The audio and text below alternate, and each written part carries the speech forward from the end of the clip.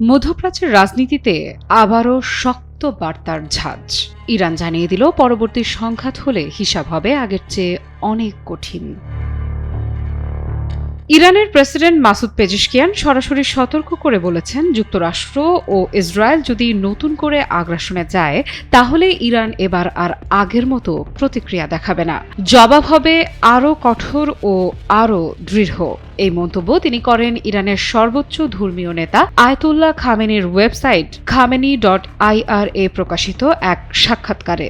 বার্তা সংস্থা মেহের নিউজ তাদের প্রকাশিত এক প্রতিবেদনে জানিয়েছে এই তথ্য।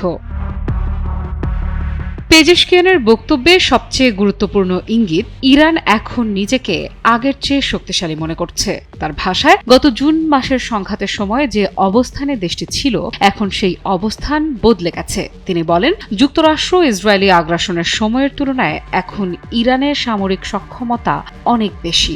অস্ত্র, জনবল এবং প্রস্তুতির দিক থেকে বাহিনী আগের চেয়ে আরও সংগঠিত ও শক্তিশালী।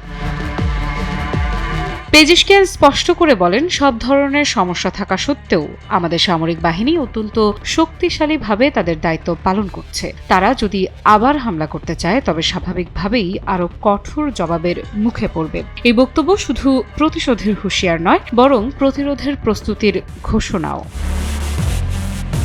তবে প্রেসিডেন্টের কথায় বারবার ফিরে এসেছে একটি বিষয়, জাতির ঐক্য।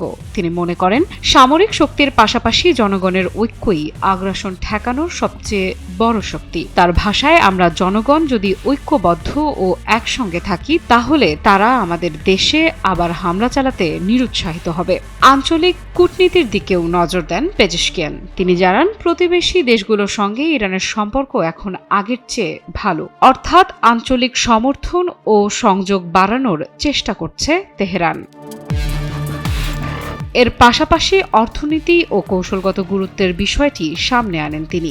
আন্তর্জাতিক যোগাযোগ করিডর প্রসঙ্গে পেজেশকিয়ান জানান, একাধিক বড় প্রকল্প শেষের পথে। তিনি বলেন, আস্তারা, রাশদ, সালামচেহ, বসরা এবং সম্ভবত জাহেদান চাবাহার এই আন্তর্জাতিক রেল ও পরিবহন করিডরগুলো আমরা এ বছরই সম্পন্ন করব।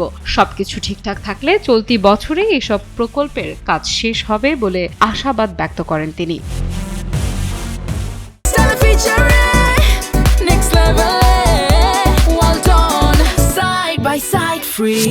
বিশ্লেষকদের মতে, এই করিডরগুলো ইরানকে শুধু বাণিজ্যিকভাবেই নয়, ভূ রাজনৈতিকভাবে আরও শক্ত অবস্থানে নিয়ে যাবে। সব মিলিয়ে পেজেশকিয়ানের বক্তব্যে এক ধরনের স্পষ্ট বার্তা, ইরান চাপের মুখে থাকলেও নরম হচ্ছে না, বরং শক্তি, ঐক্য ও প্রস্তুতির কথাই সামনে আনছে। এই অবস্থান মধ্যপ্রাচ্যের রাজনীতিতে নতুন করে কি প্রভাব ফেলবে সেটাই এখন দেখার বিষয়। আফ্রিদা ইফরা, নিউজ 24।